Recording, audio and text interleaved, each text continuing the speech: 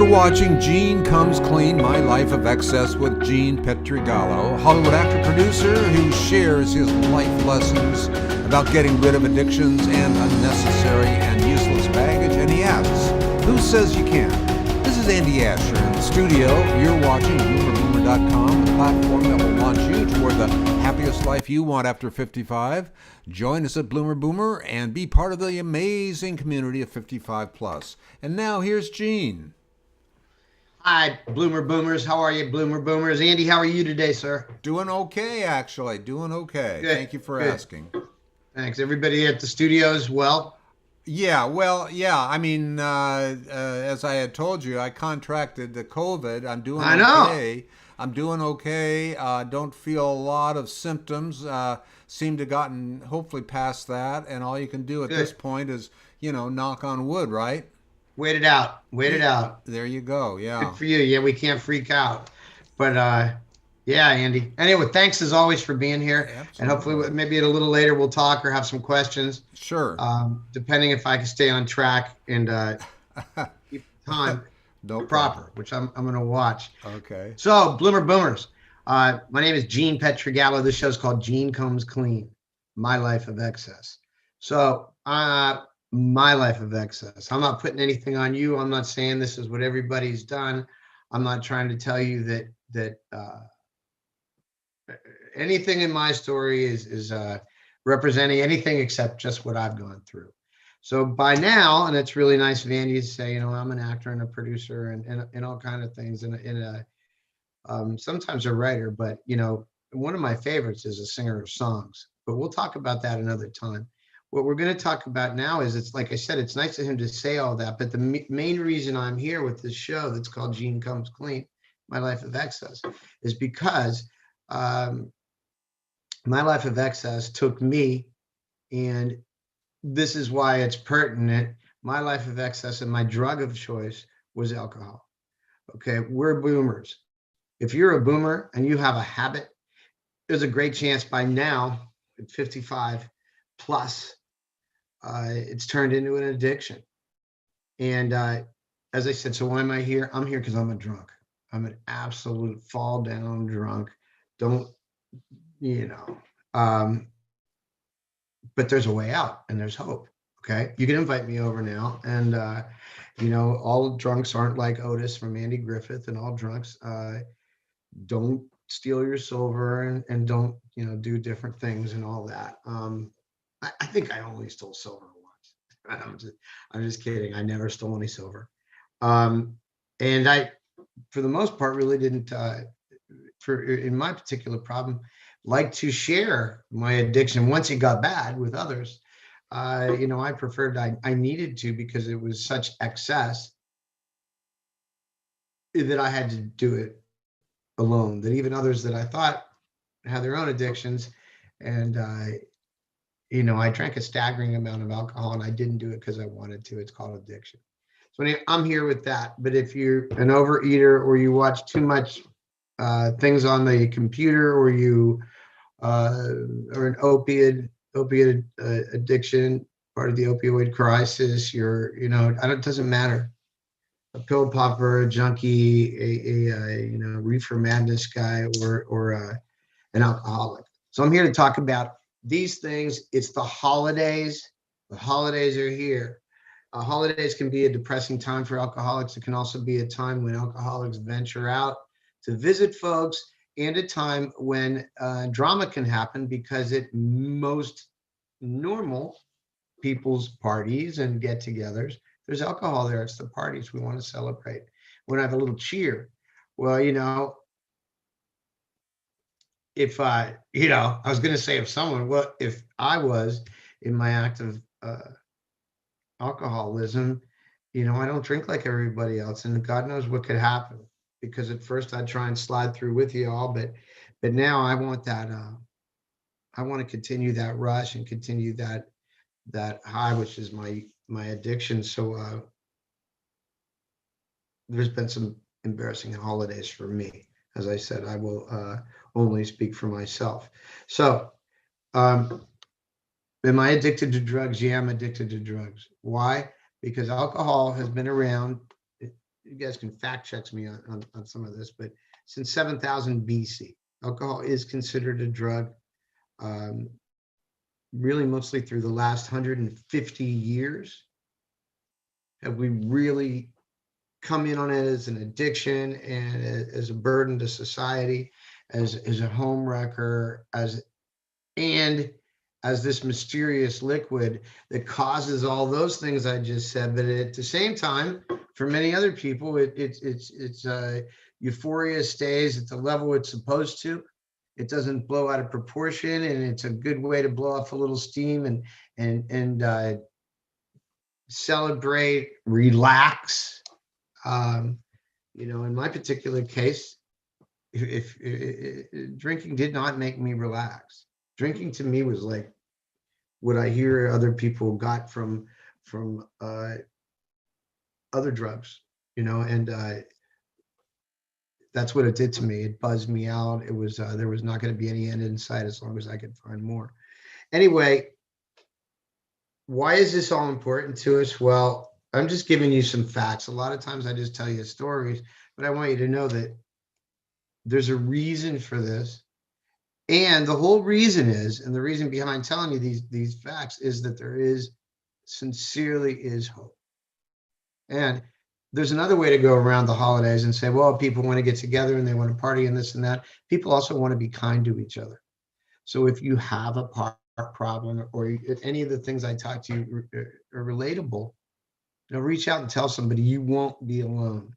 I sincerely had a good friend of mine today who is a guy that doesn't like to talk about things like that, and he said, I'm hanging on, by the edge of my fingertips.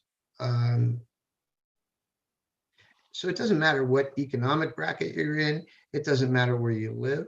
It doesn't matter who you are. If addiction takes you over, it's going to take you down if you don't get it treated. And you can say you never treated it, but it's going to affect you sooner or later.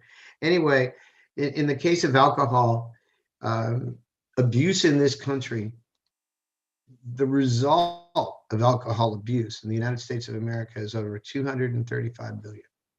$235 billion a year is the fallout because of the lost work hours, because of the wasted materials, because of just every ridiculous, unnecessary ambulance ride, or someone called the police or the fire department or whatever. 235 billion.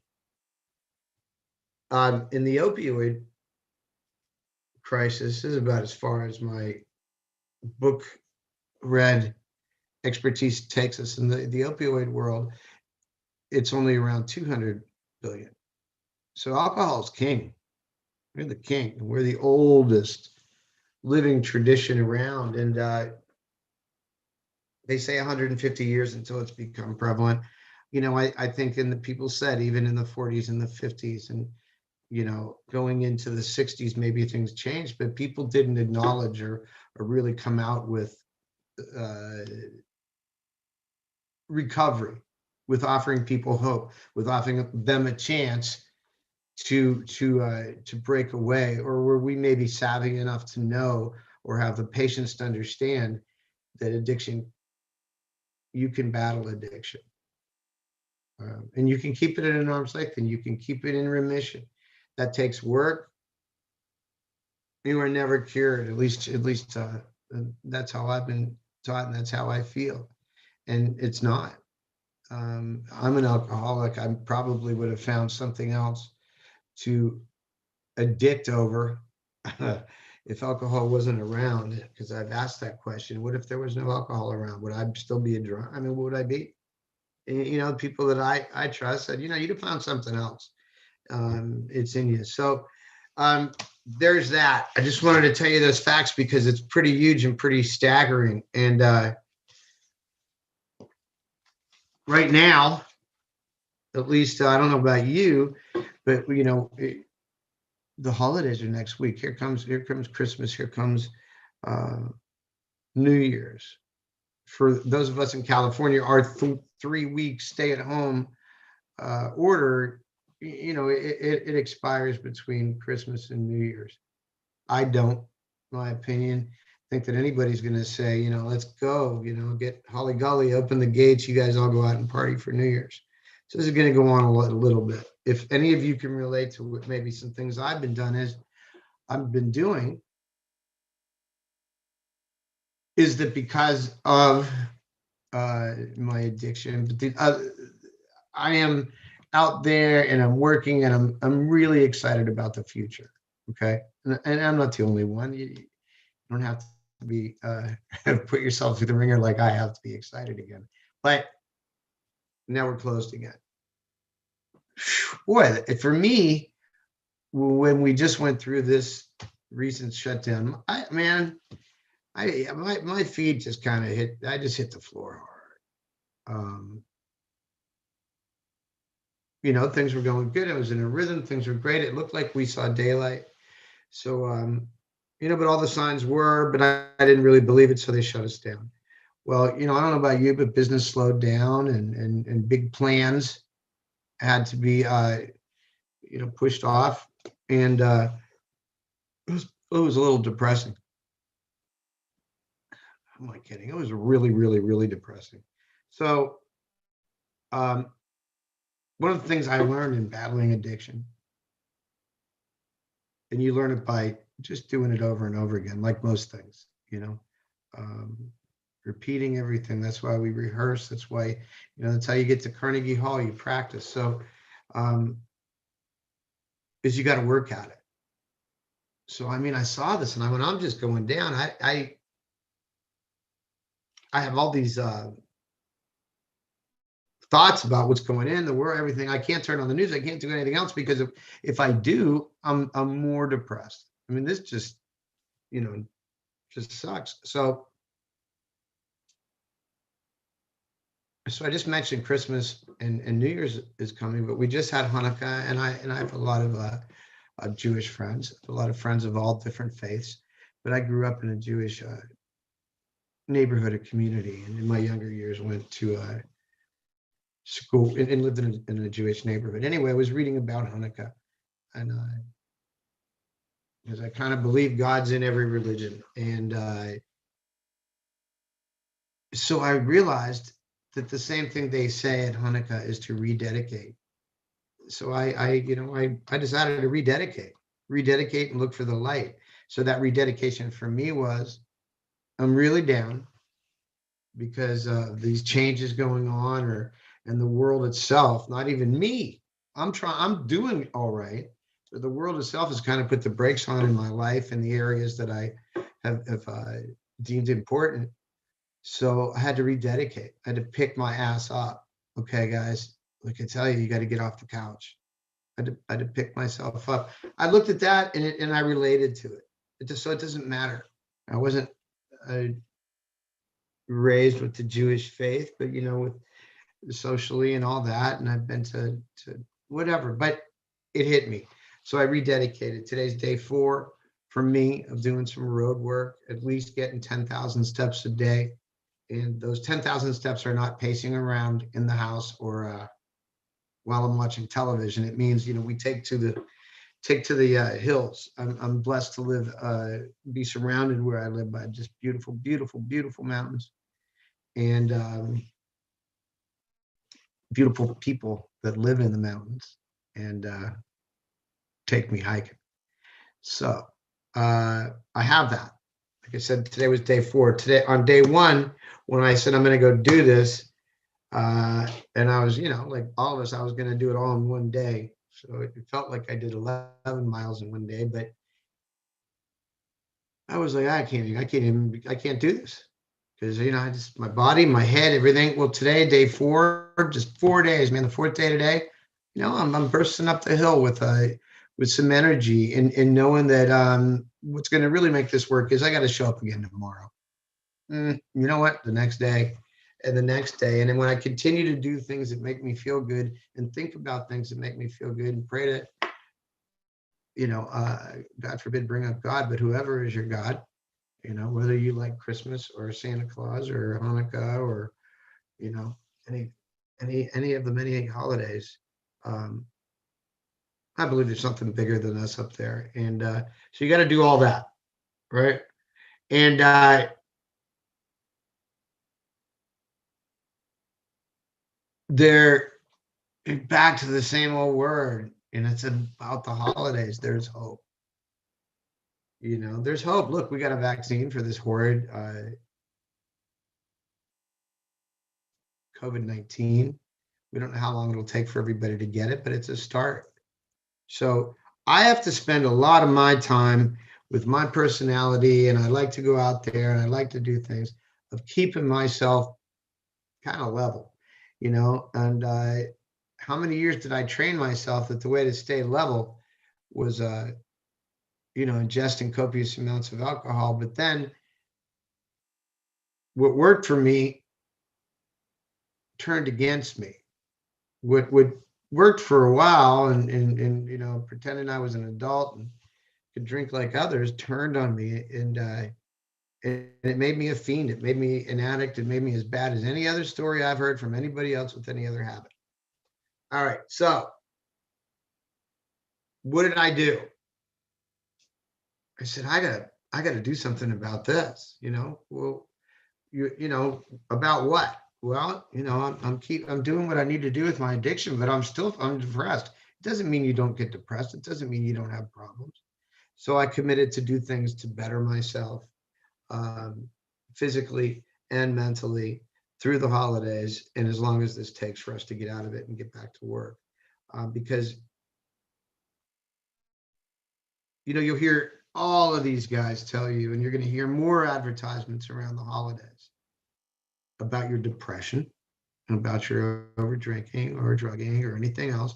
And there's a lot of guys that are going to tell you they're going to take those away from you in a non-conventional way, and they might even guarantee you that you will never be addicted again.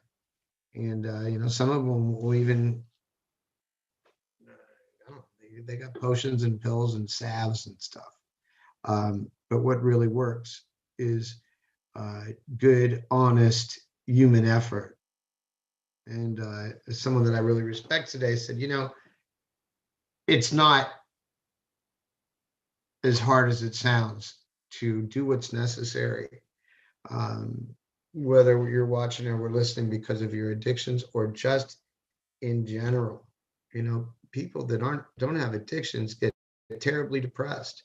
Yeah, if you're not working right now, or the family situation and you can't get together for the holidays, you're alone. Alone is depressing. Alone is where your head goes nuts.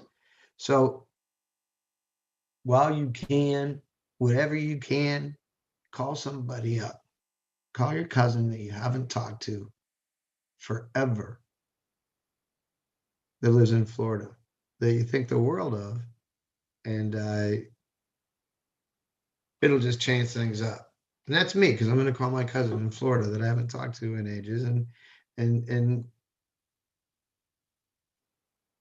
I haven't talked to him in a long time, and I know he cares about me, and I care about him, and it'll be nice to just be able to be comfortable with family. So we all have somebody, whoever it is, tip the paper boy and the mailman and talk to them, but reach out, get out of the house, get up. Back east right now, go to the windows, look at the snow falling. Oh, it's beautiful. Anyway, you got to be willing to change. And the thing is that change has to happen from within. There is no treatment program. There's no Betty Ford. There's no hocus pocus anywhere. Betty Ford is not hocus pocus. Betty Ford, hocus pocus. That's going to change you unless you're willing. And so if you want to turn it around and you want to make this a full holiday, only person that can do that is you, right? And I mean, you can't make someone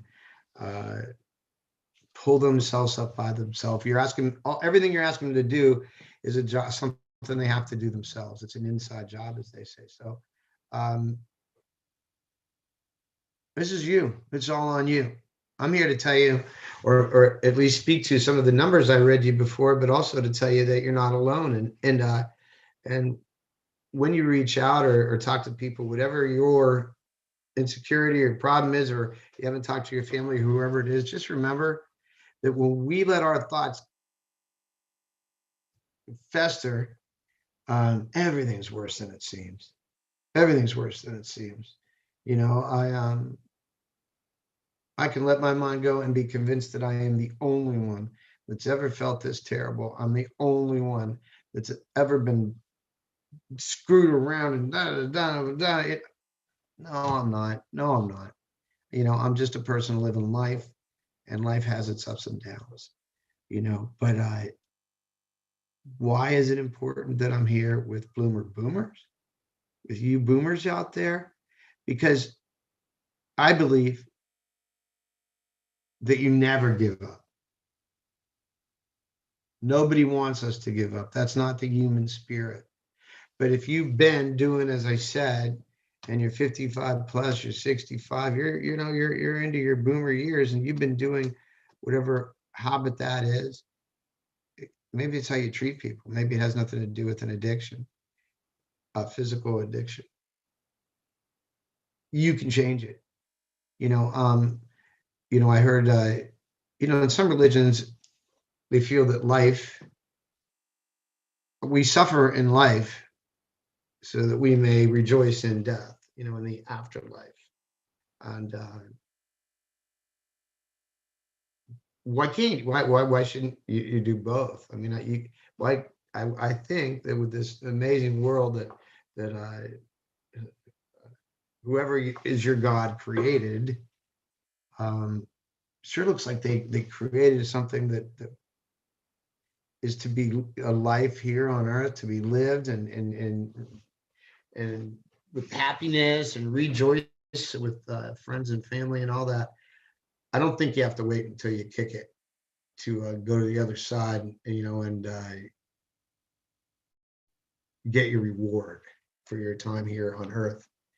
So that's why don't make don't make the boomer years a bummer, don't be a bummer, boomers, because how easy is that to do?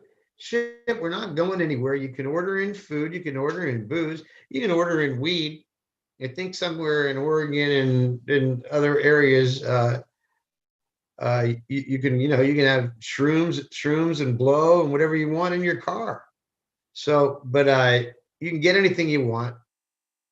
We can't go see anybody, so we're streaming TV. Sure easy to let your head wander, sure easy to isolate. So get out there, take a damn walk, call your aunt, call your uncle, call somebody that might be alone, and it's not such a big deal.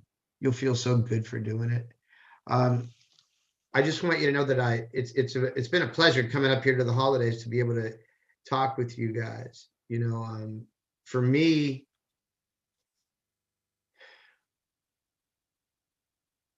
my life was taken away by addiction. It was taken away. And I was told that if I wanted it bad enough, and that if I, in a really spiritual way, that it was possible to get my life back. And I will tell you that I am not embarrassed of, nor would I want to give back those years of despair and because that was what I was dealt. And I am the person I am today because of what I went through. And I'm also the person today because of what I do every day to stay on the right side of my addiction. And it has changed my life, and you can change yours. Okay, so don't be sitting at home 73 years old thinking it's too late. Don't be sitting around, one of my high school friends or whoever, and you're 60, 61, 64, 63. No, it's not too late. We have so much to give. We really do. We have so much to give. So it is a time of despair. For some people, it's a time of, we're judged by what we can buy. You got to let it go, man. I mean, that stuff in the world doesn't matter anymore. We're in a whole different place.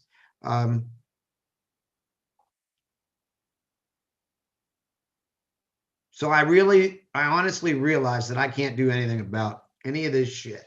How's that? I can't do anything about the freaking pandemic. I can't do anything about how soon everyone will go back to work. I'm not going to sit and lament about it because I have no control over it. I got to keep myself sharp and be ready to go when the green light comes on. I have to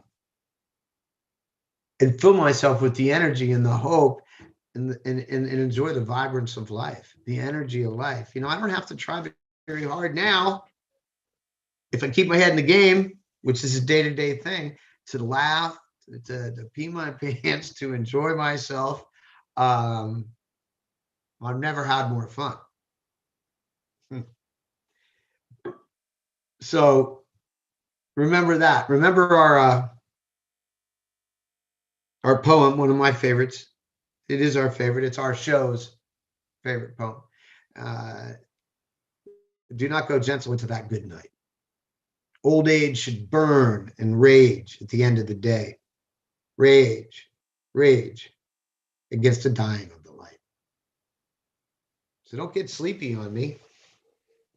We have this life to live until the lights go out, and we don't know when that is. And as long as you're breathing and you can smile, I met a guy named Ruben in my recovery, and I hope Ruben's getting better every day. Well, I can't tell you all the stories about Ruben, but I hope he really is feeling better. But when I met him, I was at that crossroads and knew that I had to change my life or die. And he would come up and go, "Hey, what is there? Is there something right there?" And I go like this, and he'd go, oh, look at that, you're smiling. Ruben's a tough guy, but he made his point. He could make me smile. So life is beautiful. Smile about it. Don't turn off the lights too early. They're still burning bright. There's plenty of things to be thankful for. Rage, man. Rage against the dying of the light. We all have, we go through losses, we go through things. In my case, we in our little family here, we had 3 dogs. We have 3 dogs, 3 wonderful, amazing, beautiful dogs. My girlfriend has 2, and I brought 1 to the party. Well, Bentley, one of her 2 dogs, he got sick all in one day, 15 years old. 15 years old, Bentley, big 80 pounds, pit bull, sweetest man you've ever known. I think he was a person. I think he was a person for sure. Made a lot of noise. He filled the room, man. He was awesome. Bentley's gone. Still not used to that. And doesn't to bum anybody out or anything, boomers, but our little mascot Boomer got sick last week, and he's not with us anymore. So what I would tell you is, yeah, Boomer didn't make it, and he got sick, and that's the point. He's not here, and he wasn't even 2, or he was 2, and so now we have, this family of these 3 vibrant dogs. You've seen Boomer, and I can only tell you that Bentley was just bigger and badder, and then the other dog's name is Venus, and she's just a beautiful. It's not mayonnaise, it's Milanese. It's just I'm not very good with names. She's a beautiful shepherd, and a Belgian Malinois.